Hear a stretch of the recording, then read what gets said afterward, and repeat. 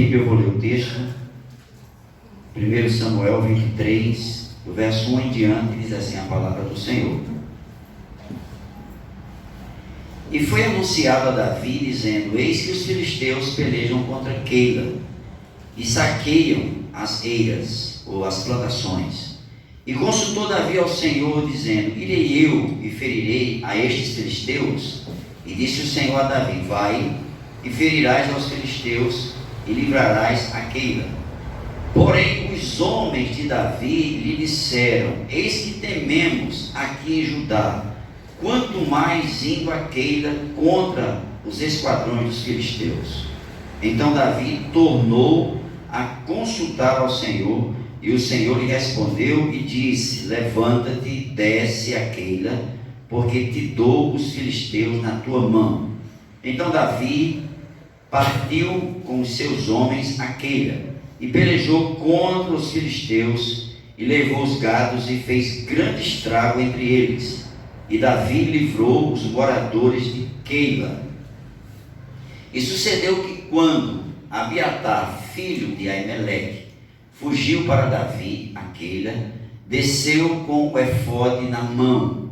E foi anunciado a Saul que Davi tinha ido a Keila, e disse Saul: Deus o entregou nas minhas mãos, pois está encerrado, entrando numa cidade de portas e ferrolhos. Então Saul mandou chamar a todo o povo a peleja, para que descessem a Keila para cercar a Davi e os seus homens. Sabendo, pois, Davi que Saul maquinava este mal contra ele, disse a Abiatar, sacerdote: traze aqui o efode. E disse Davi: ó Senhor, Deus de Israel, teu servo tem ouvido que Saul procura vir a Keila para destruir a cidade por causa de mim. Entregar-me-ão os cidadãos de Keila na sua mão? Descerá Saul como teu servo tem ouvido?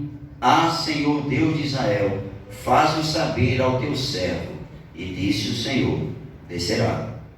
Disse mais Davi: entregar-me-ão os cidadãos de Keila a mim e aos meus homens nas mãos de Saul? E disse o Senhor: entregarão. Então Davi se levantou com seus homens, uns 600, e saíram de Keila, e foram-se aonde puderam. E sendo anunciado a Saul que Davi escapara de Keila, cessou de sair contra ele. E Davi permaneceu no deserto, nos lugares fortes, e ficou em um monte no deserto de Zif. E Saul o buscava todos os dias, porém Deus não o entregou na sua mão. Meus amados irmãos, nessa noite nós queremos meditar na palavra de Deus e trazer esse tema para a nossa compreensão, não é? Vamos consultar o Senhor. Esse é o tema da nossa reflexão. Nós sabemos que esse mês de dezembro é um mês que pelo menos duas coisas marcam ele. A primeira é que é um mês onde nós passamos por uma retrospectiva. O que é isso? Nós fazemos uma avaliação desde o começo do ano, e algumas emissoras de televisão fazem esse trabalho, montam essa estrutura mostrando as coisas boas, as coisas ruins, né, as coisas que aconteceram inesperadamente, né, e aí também mostra as pessoas, principalmente, né, os famosos que partiram esse ano. Mas a segunda coisa que acontece também nesse mês é que as pessoas se inclinam para o ocultismo, para as consultas, e aí se consulta os astros, se consulta os números, se consulta os gurus, e aí a nação, nós sabemos que a nossa nação, embora seja uma nação cristã, mas não é uma nação que se apoia em Deus, né? Essa nação fica nessa expectativa. O que vai vir no próximo ano? E infelizmente muitas dessas consultas são feitas e passadas como informação confiável para a nação. Por isso nós queremos, à luz das Escrituras, meditar sobre esse tema. Consultemos ao Senhor.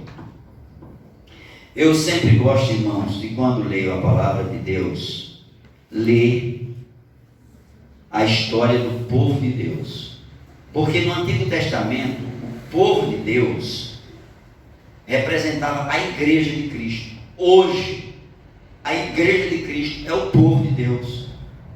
E nós precisamos entender, irmãos, que o que ficou registrado, como diz a palavra de Deus, ficou registrado para o nosso ensino, para o nosso aprendizado.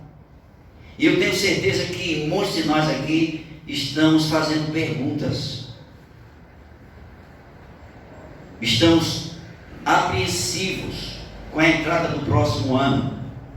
Há poucos dias atrás eu estava aqui na igreja e ao final do culto o irmão me chamou e falou um pouco comigo das bênçãos que recebeu do Senhor, de algumas coisas que ele comprou, né? E veio me mostrar o carro que ele tinha adquirido, e ele disse assim: pastor, eu me esforcei para comprar o carro à vista, porque eu não sei o que há a suceder no começo do próximo ano. Então eu preferi comprar um carro dentro da minha realidade, mas não contrair nenhum compromisso financeiro para o próximo ano. Mas, meus amados irmãos, antes de nós meditarmos nesse texto, eu queria falar um pouquinho sobre o contexto. O diácono Miqueias estava falando sobre a realidade que nós vemos esse ano. Medo, ansiedade, preocupação, atenção dobrada, principalmente com relação à vida e o receio de morrer precocemente. Dominava esse contexto aqui. Nós vamos ver que o rei Davi, foi ali no Salmo que Davi faz aquela oração ao Senhor, e ele pede a misericórdia de Deus para a vida dele. Nós vamos ver que Davi ele estava fugindo do rei de Israel, que na época era o rei Saul, porque o rei se indignou contra ele por causa de um cântico que as mulheres de Israel cantaram. E é impressionante porque foi por causa de o cântico tocado que Davi foi levado ao palácio para trazer quietude ao coração do rei. A Bíblia diz que Saul desobedeceu a Deus e um espírito de perturbação da parte do Senhor veio sobre Saul. E Saul não conseguia se aquietar, e aí os seus conselheiros orientam ele para que ele trouxesse alguém que tocasse para ele se acalmar. E a pessoa escolhida foi Davi. E Davi vai para o palácio, e quando Davi chega no palácio, a Bíblia vai dizer que Saul amou Davi, ele se afeiçoou a Davi, e aí ele adotou Davi, e aí ele começou a cuidar de Davi. E a Bíblia diz que quando o espírito perturbador vinha sobre Saul, Davi dedilhava a sua harpa e o espírito saía e Saul se acalmava. E não foi uma vez nem duas, isso foram várias vezes. E Davi ficou morando no palácio, até que Davi foi sendo promovido por Saul. De músico do palácio, Davi passa a escudeiro do rei. E o que significa isso? Era alguém que cuidava das armas do rei, deixava tudo polido, tudo afiado, tudo preparado para o cuidado com a vida do rei. De escudeiro, Davi passou a ser família do rei, genro do rei, e aí passou a ser general do rei, e passou a ser segurança do rei. E esse homem começou a crescer, porque a Bíblia diz que a mão do Senhor era com Davi, e ele prevalecia em tudo que ele fazia, até que, regressando de uma batalha, Davi está entrando na cidade juntamente com o rei, e as mulheres, não foi ele que compôs a música, não foi ele que começou a cantar, foram as mulheres de Israel que começaram a cantar em alto e bom som, quase que todas elas, dizendo que Saul matou seus milhares e Davi seus 10 milhares. E a Bíblia vai dizer que naquele momento o coração de Saul se transformou, porque ele disse no seu íntimo: então só falta tomar o trono, porque já estão cantando as vitórias do rapaz, e eu sou o rei. Resultado, Saul passou a partir desse dia a desejar a morte de Davi. E Davi teve que fugir de Israel. Teve que viver como fugitivo. E aí nós vamos ver que Davi estava vivendo essa realidade. Escondido aqui, escondido ali, há um acampamento ali, há um acampamento ali. Não tinha lugar permanente para Davi e esses homens, que eram no total de 600. Até que Davi é informado que Keila, que era uma cidade que deveria ser guardada pelo rei Saul, protegida pelo exército de Israel, mas a cidade estava sendo lapiada, cercada e maltratada e pisoteada pelos filisteus. Os filisteus são a nação que levantou, porque Saul, quando desobedeceu ao Senhor, Deus levantou inimigos, irmãos. E nesse contexto aqui, Saul já não tinha mais a proteção de Deus, e Davi tinha. Por que Saul perdeu a proteção de Deus? Porque ele começou a fazer o que não convinha, o que não convinha, o que não convinha. E antes desse momento aqui, Saul tomou conhecimento que Davi, quando estava fugindo, foi até a casa de um sacerdote chamado Aimeleque. E ele foi até a cidade e ele matou 85 sacerdotes do Senhor e toda a cidade a fio de espada por causa de Davi. E o texto vai dizer que ele mandou executar homens, mulheres e crianças de peito. Era o rei Saul. E Davi estava fugindo desse homem. Havia sido jurado de morte. E Davi, nesta condição, ele toma conhecimento que Keila, a cidade, estava vivendo esse caos por causa do inimigo. E o que Davi faz? O texto vai dizer: Davi consulta ao Senhor. Se você for lá para o primeiro livro do profeta Samuel 9:9, vai dizer que naqueles dias, quando se queria ouvir algo de Deus, ia a um sacerdote ou um profeta, que na época daquele tempo se chamava o vidente, que era o profeta de Deus, e Deus falava através desses homens. O efode era um tipo de vestimenta que era usada pelos sacerdotes. Eles utilizavam ela para consultar o Senhor. E a primeira coisa que Davi faz, observe pelo texto, Davi chega e ele vai consultar ao Senhor. E ele diz assim: Senhor, eu desço a cidade para pelejar contra os filisteus. E o Senhor disse assim: desça, vá. E ele chega para os homens e diz assim: olha, o Senhor disse que é para a gente ir. E os homens disseram assim: se aqui em Judá nós não estamos seguros, como é que nós vamos descer para Keila e enfrentar um pelotão muito mais numeroso? Se aqui nós estamos sendo perseguidos pelos nossos compatriotas, Saul deseja a nossa morte, e nós estamos numa peleja com o inimigo interno. Era a própria nação pelejando contra eles. E como se fosse pouco, Davi, você quer que a gente enfrente um pelotão inimigo muito superior, um grupo com cavalos, e nós estamos a pé? E aí observe, meus irmãos, a primeira lição para a gente aqui. Às vezes Deus fala com a gente, mas às vezes as informações à nossa volta nos tiram um pouco o chão. Deus diz faça. E alguém diz assim: ó, pensando direitinho, você calculou o preço disso? Você faz ideia do que nós vamos fazer? E aí Davi, ele volta a consultar o Senhor. E na segunda consulta, Deus não dá apenas a ordem para ele ir, mas a garantia da vitória. Vai que eu já entreguei, irmãos, não é vou entregar, já entreguei. Estou contigo. E aí observe, irmãos, quando nós estamos firmes no propósito, depois de consultar o Senhor, siga em frente. Que pessoas vão lhe acompanhar, pessoas vão lhe seguir, pessoas vão estar do seu lado, se você consultar primeiro ao Senhor. E foi o que aconteceu. Esses homens foram com Davi, chegaram na cidade de Keila, e eles fizeram um estrago com o pelotão dos filisteus. E ainda mais Davi, como compensação pelo estrago nas colheitas, Davi pegou os rebanhos e trouxe. E o mais maravilhoso, irmãos, é que a vida cristã é uma vida cheia de situações inesperadas. Observe, irmãos, quantas vezes eu e você fazemos o bem e nos surpreendemos recebendo o mal. Por isso que as Escrituras vai dizer para mim e para você: não te deixes vencer do mal, mas vença o mal com o bem.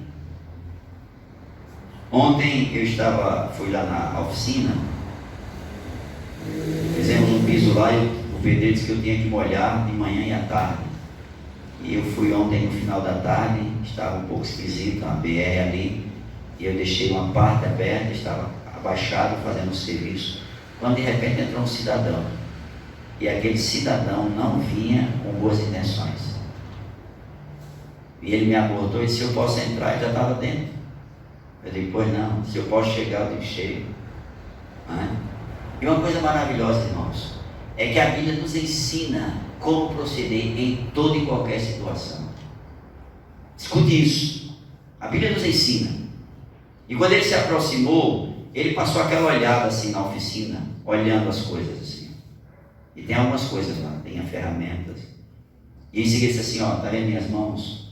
Minhas mãos são calejadas. Eu trabalhei numa borracharia, fui demitido, e hoje eu não tenho o que comer.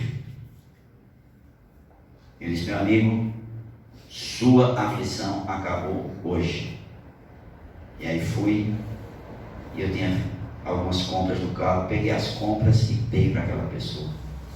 Ele olhou para mim assim e disse assim: o senhor é crente? Eu disse: sou. Ele disse: eu vou orar pelo senhor. Eu disse: você é crente? Ele disse: não. Eu digo: então vá em paz. Irmãos, quando a gente consulta ao Senhor, Deus nos dá as estratégias até no inesperado. Porque o texto vai dizer que a cidade foi salva por Davi e seus homens. E quando Davi está na cidade, a cidade é uma cidade fechada, tinha muros, tinha portões. Davi estava dentro da cidade, tranquilo, um pouco seguro. E aí Saul toma conhecimento que Davi estava em Keila. Ele poderia simplesmente dizer assim: o que ele vai fazer lá? Então, se ele salvou pessoas, então esse camarada merece no mínimo a minha palavra de gratidão, porque era meu dever como rei fazer isso. E ele foi e fez isso, sem esperar mérito nenhum. E aí, resultado: alguém chega e informa a Davi: olha, Saul tomou conhecimento que você está aqui e está vindo para destruir a cidade por causa de você. E olha, irmãos, fazia pouco tempo que Saul tinha destruído uma cidade próximo de Keila, a cidade dos sacerdotes. Ele matou todos os sacerdotes do Senhor, e ainda não achou pouco, que ele matou as pessoas e os animais daquela cidade. E ele mandou um recado: estou descendo para Keila. E aí observe, irmãos, como é bom consultar o Senhor, porque o Senhor diz que às vezes nós temos que avançar, temos que pelejar, não é? Tem um hino que diz assim: a ordem é para marchar. Já ouviu esse hino? A ordem é para marchar. Esse hino e nós pentecostais gostamos muito desse hino, né? A gente gosta de marchar. Lembra de o povo de Deus diante do Mar Vermelho? Moisés foi ao Senhor: Senhor, de um lado é só montanha, de frente tem o mar, e atrás do exército de Israel, o exército de Faraó. E o que é que a gente faz? E o Senhor diz assim: por que você está clamando a mim? Veja, Davi foi clamar ao Senhor, mas com Moisés, Deus disse assim: por que você está clamando? Miqueias falou que Deus nos surpreende com as nossas falas. E aí Moisés ficou surpreso, porque Deus disse assim: por que você está clamando a mim? Diga aos filhos de Israel que marchem, ordinário, e marchem, formem a fila e avancem. Mas tem hora, irmãos, que Deus manda retroceder, porque Davi chega e pede o efode, e ele chama o sacerdote. E observe, irmãos, aqui sabe o que Davi representava? Simplesmente a igreja. Se uma nação quer ser abençoada, essa nação não pode se levantar contra a igreja de Cristo, porque na hora que ela se levanta contra a igreja de Cristo, os inimigos se levantam nessa nação. Por isso nossa nação está do jeito que está. Por isso que não há quietude. Porque veja, um tempo de restrição ferrenho, pesado, só para a igreja. Mas vá nos shoppings agora, vá nos bares agora, vá nos restaurantes agora, vá nas casas de show agora. Estão entupidas. Mas a igreja está sitiada. Nós não podemos tirar uma máscara, nós não podemos ficar mais perto, nós não podemos abraçar. Eu, como pastor, recebo informações no grupo que nós temos, e a ordem é essa: redobre o cuidado, redobre o cuidado, redobre o cuidado. Há menos de 3 semanas estava a passeata aí, até muitos crentes no meio, por causa de uma eleição política. E ninguém estava se guardando. Estava todo mundo por cima do outro, e levantando a bandeira de um candidato. Não era nem a bandeira do Senhor. Por isso essa nação está como está. E eu não quero ser místico aqui, irmãos, mas eu quero dizer uma coisa para o Senhor, para o meu Deus, que fala comigo e eu falo com Ele, e quero passar esta fala para a igreja. O anjo do Senhor acampa-se ao redor daqueles que o temem e os livra. E aí, meus amados irmãos, não adianta a gente chegar e dizer assim: olha, mas quantos crentes estão morrendo?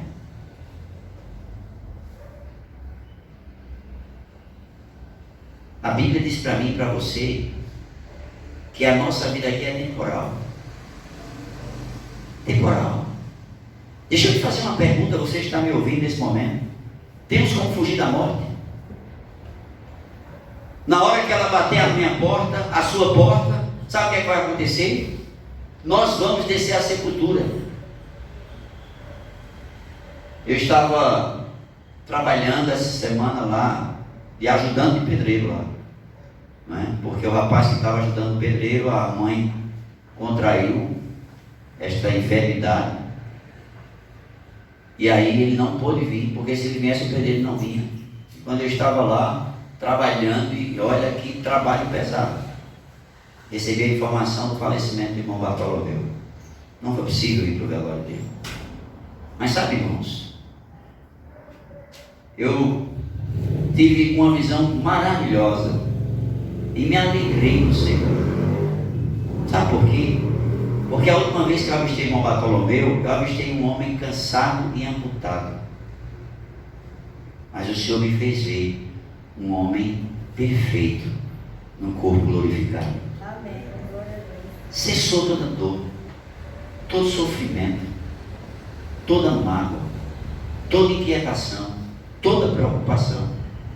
É normal, faz parte o lamento e o choro.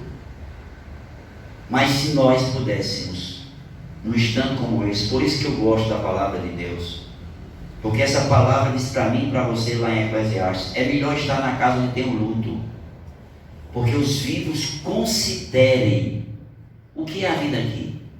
Aquilo que Moisés vai deixar registrado com uma palavra tão simples, um conto ligeiro, lá no Salmo 90. Hoje pela manhã o pastor Fábio estava falando sobre isso, irmãos. Esse ano foi um tempo que Deus disse assim: olha, terra, humanidade, minha criação, para. Eu sou Deus, eu estou no controle.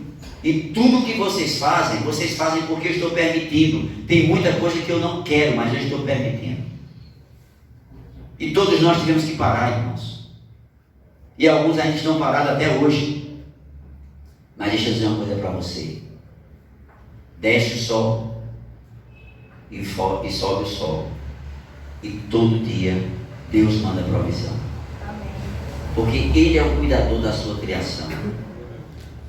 Ele é o provedor de todas as coisas.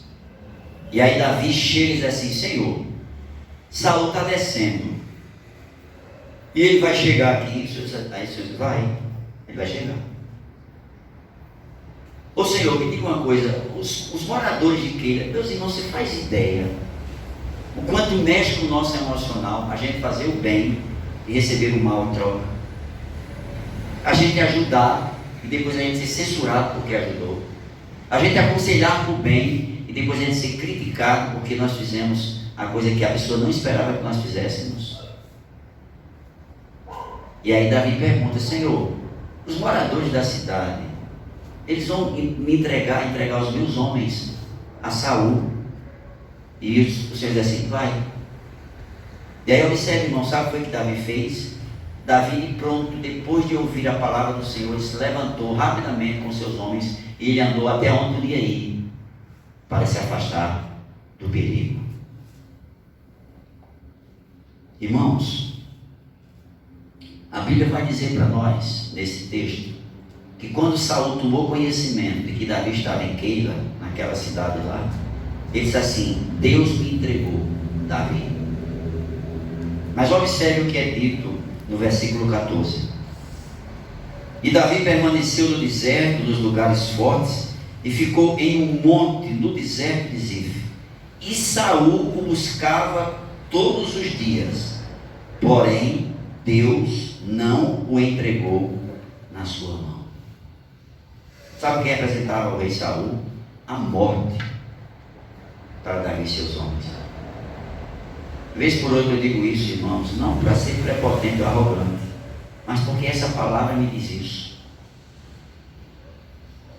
Deus foi que estabeleceu o dia do meu nascimento e o dia de eu descer à sepultura. E se Deus estabeleceu, isso não vai mudar.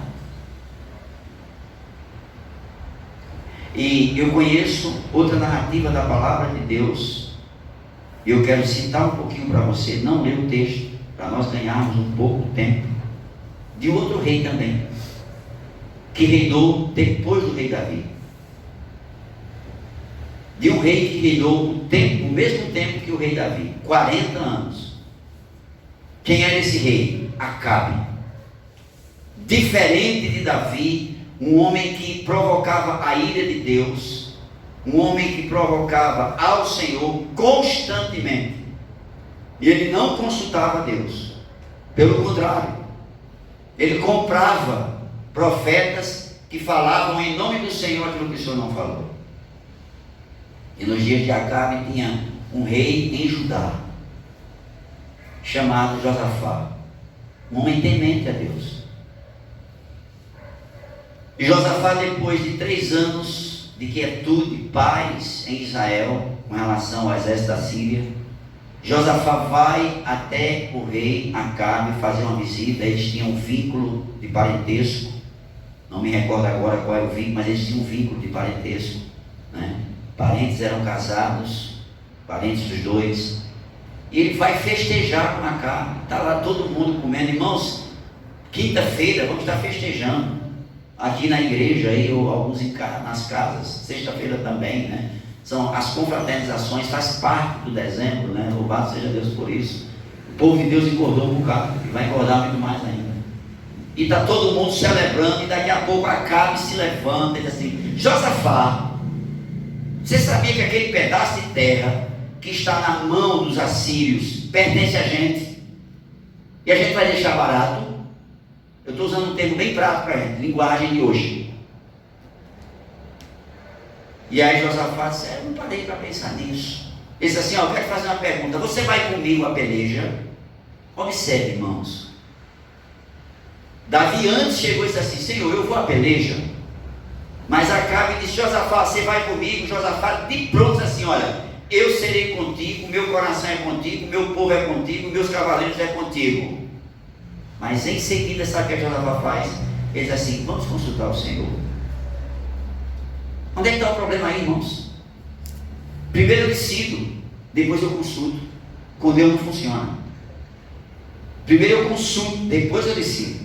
Aí funciona, como aconteceu com Davi. Vai para a peleja, eu estou contigo. Olha, sai, corre daí que eu estou contigo. Se o Senhor não guardar, em vão vigia a sentinela, mas bota a sentinela.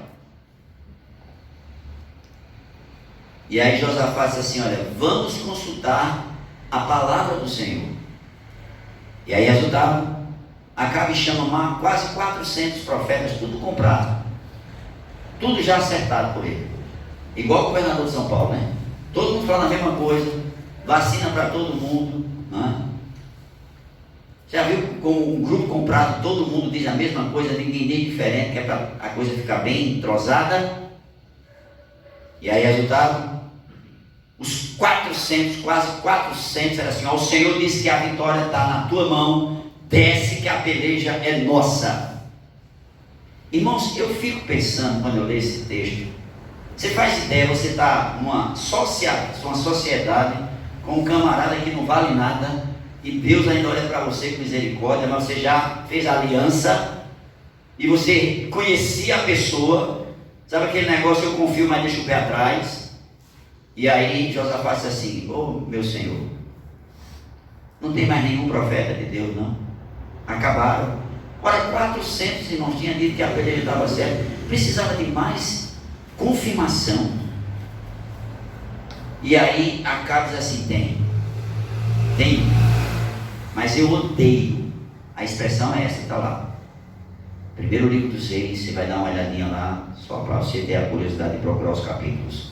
Mas é a partir do primeiro livro dos Reis, esse texto que eu estou narrando aqui.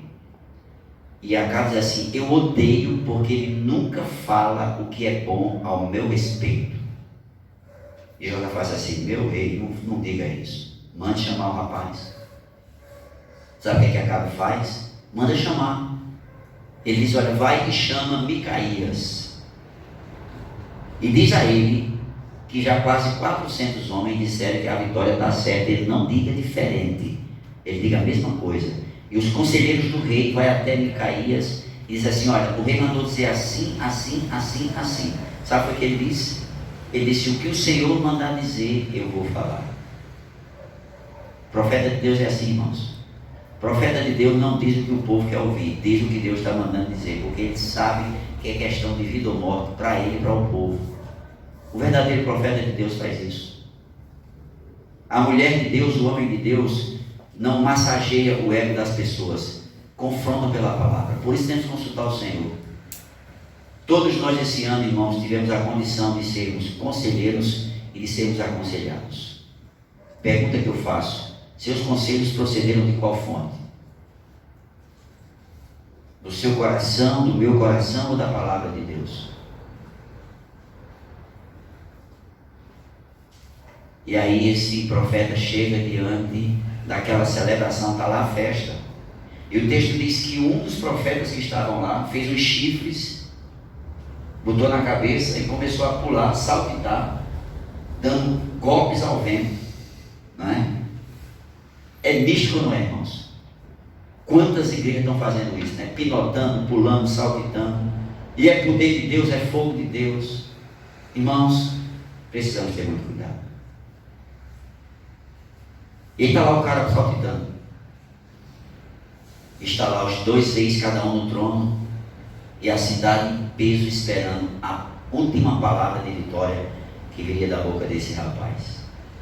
E quando ele chega, o rei pergunta, um pouco à distância: Micaías, diz aí, o Senhor vai dar a vitória. Aí Micaías ironicamente diz assim: pode ir, vocês vão ganhar. E Acabe diz assim: olha, Micaías, eu já te falei, diga a verdade. E ele disse: o senhor quer a verdade? A verdade foi que o Senhor mostrou que o espírito de mentira estava entre os teus profetas. E se vocês forem, vocês vão perecer. E aquele camarada que estava lá pulando, que era profeta comprado, na mesma hora deu uma bofetada na cara do homem de Deus. E disse assim: quero ver qual espírito de mentira que veio sobre mim. E ele disse assim: tu verás, quando tu voltares te escondendo de lugar em lugar. Mas em seguida esse homem diz uma coisa, irmãos. Ele diz: se a palavra da minha boca não procede de Deus, então vocês vão voltar em paz. Agora, se procede de Deus, aí vocês decidem. E Acabe simplesmente manda trancafiar esse homem. E disse assim: deixa ele a pão e água até nós voltarmos. E Acabe não voltou. Meus irmãos, eu creio que nós podemos e devemos fazer essa pergunta hoje. Então, pastor, eu não tenho mais o efode, a roupa sacerdotal.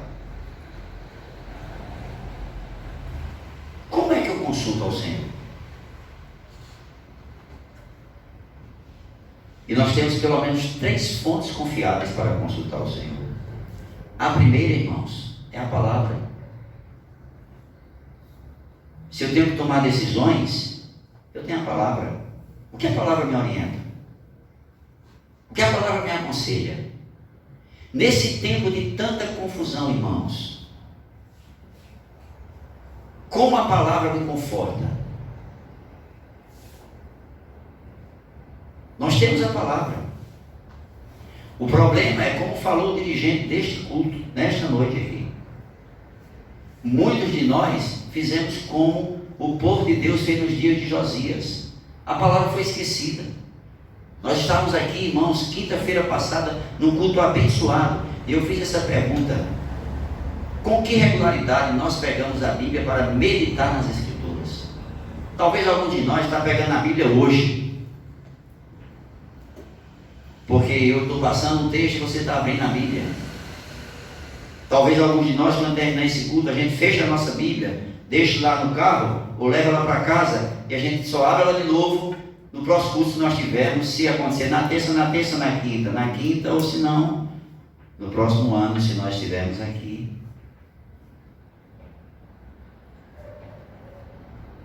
Veja, irmãos, esse tempo que muitos foram obrigados a ficar em casa. O que a palavra fez? Eu pelo menos ouvi uma irmã dizendo para mim: pastor, eu estou feito louca, eu já fiz de tudo em casa. Jogo de xadrez, dama, tabuleiro, aquele disposinho, como é que chama? Pega a vareta e aquela brincadeirinha, cabra cega, não sei o que é que eu faço mais. Eu disse: minha irmã já tentou pegar a Bíblia? Essa é a realidade, irmãos, porque muitos de nós estão mornos. Porque a gente pega a palavra, e a palavra é como os discípulos no caminho de Emaús. É como se uma escama estivesse sobre os nossos olhos. Você que está em casa, que não vem com regularidade à casa de Deus, que está com pouco ânimo ou ânimo nenhum, pegue a palavra na sua casa. Não pegue a palavra apenas material, mas pegue a palavra de Deus. Deus está declarando que Ele é o Senhor e que Ele cuida de mim e de você. Segure essa palavra, como Davi segurou. Davi vai, mas os homens estão dizendo que não é para ir. Vai, Davi, e convence homens. Irmãos, já imaginou um convencendo 600?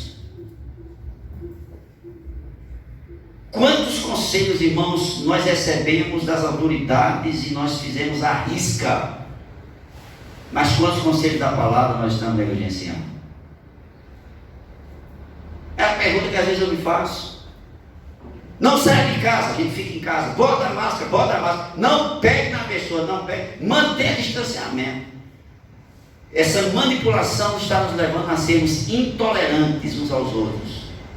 Hoje nós estamos aqui pela manhã numa assembleia de membros. E pelo menos 3, 4 irmãos vieram espontaneamente me abraçar e chorar comigo. Esqueceram a pandemia. E eu digo uma coisa para os irmãos: eu abraçaria todos os 20 que estavam aqui hoje pela manhã, se assim fosse necessário. E não estou sendo nem irresponsável, não estou sendo nenhum leviano. O que eu estou dizendo é que a palavra de Deus, ela me traz o equilíbrio nisso. A segunda fonte, irmãos, é que nós temos o Espírito Santo. E o Espírito Santo está entre nós nesse exato momento, permanentemente, porque essa igreja é de Cristo e o Espírito Santo está cuidando da gente. Segunda-feira eu viajei, saí de madrugada, precisei fazer uma viagem. Liguei o som do carro e fiquei ouvindo alguns testemunhos, alguns depoimentos de pessoas com vidas destruídas, com vidas arrasadas, e que disseram assim: olha, eu cheguei no fundo do poço, cheguei naquela igreja e o Espírito Santo me encheu, e eu agora tenho uma vida nova. E agora eu faço isso, eu faço o culto da fogueira, eu faço água com sal, eu tenho um copo d'água benzido. Irmãos, eu chorei, literalmente chorei. Primeiro, irmãos, porque essas pessoas ainda não entenderam o que o Espírito Santo faz. Porque continuam os rituais místicos. E ao mesmo tempo eu digo, Senhor, tenha misericórdia desses sacerdotes que estão induzindo essas pessoas, porque são sinceras, mas ao erro. Ao erro. Quando Jesus me disse, olha, eu não vou deixar vocês sozinhos, eu vou enviar um outro Consolador. O Espírito Santo, ele é o Consolador de Deus nas nossas vidas. Mas quanto tempo faz que nós sequer valorizamos a pessoa do Espírito Santo? Ou citamos ele? E observe, irmãos, sabe por que tudo foi feito? Por causa da ordem de Deus, pelo seu Espírito. O que trouxe vida àquele exército de ossos secos? O sopro do Espírito de Deus. O que trouxe um novo ideal de vida para os discípulos que estavam enfunados dentro de uma casa? A descida do Espírito Santo. Quem antes estava com medo até de sair, botar a cabeça lá de fora, o Espírito Santo veio e eles saíram para morrer. Eu não estou me referindo aqui, irmãos, é emocionalismo. Estou falando disso. Mas eu estou falando de você ter uma vida diária, percebendo o Espírito Santo e dirigindo, lapidando a gente. Essa fonte que é maravilhosa.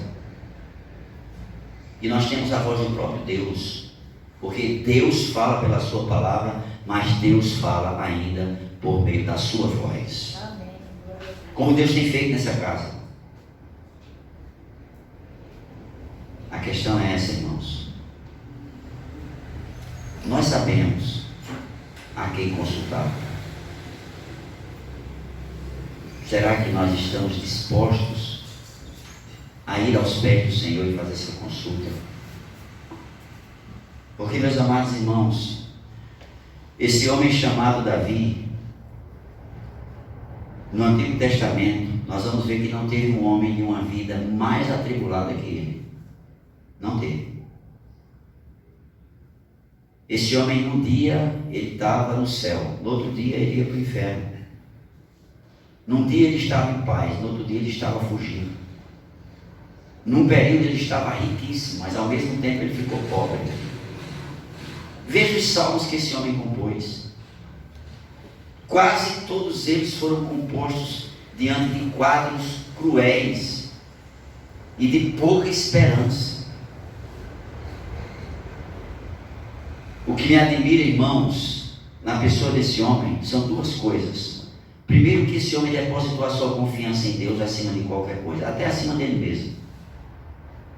Quando ele, muito jovem, vai enfrentar aquele gigante, ele disse assim, tu vens a mim com tudo isso, mas eu não vou a ti, porque eu sou alguma coisa. Eu vou a ti, porque o Senhor dos Exércitos, Ele está na minha vida. É por isso que eu estou indo a ti. Eu vou a ti em nome dele. A segunda coisa foi que esse homem decidiu no seu coração não confiar em mais ninguém a não ser o Senhor. E eu quero animar você nessa noite a você tomar essa decisão. Saia daqui dizendo no seu coração, eu vou confiar plenamente no Senhor. Hoje eu disse algo na minha casa, que falei ao Senhor quando eu cheguei em São Paulo no final do ano passado. Quando eu desci daquela aeronave que botei o meu pé no solo recifense, eu disse ao Senhor, Senhor, eu não vou pedir mais nada a ninguém, mas vou pedir ao Senhor o resto dos meus dias. E foi impressionante, irmãos, porque todas as vezes, lembre-se do conselho de Jesus, agarre esse conselho, entra no teu quarto, fecha a tua porta e fala, consulta o teu Deus, que em secreto está te vendo. E veja o mais maravilhoso, é Jesus falando. Ele diz assim, e o Deus que te vê em secreto, Ele vai te recompensar publicamente. Esse Deus está aqui, meus irmãos. Amém. Por isso eu quero dizer para você, consulte o Senhor. Não dê nem ouvidos ao horóscopo. Tem crente que está dando ouvido ao horóscopo. Alguém chegou para mim perguntando qual era o meu signo.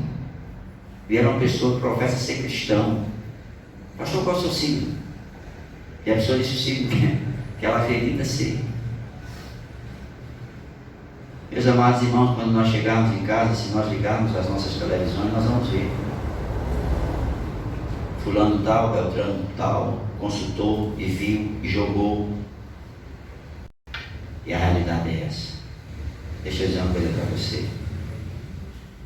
O nosso Deus é o Deus do inesperado. Porque nós esperávamos um ano crítico. Deus nos abençoou sobremaneira.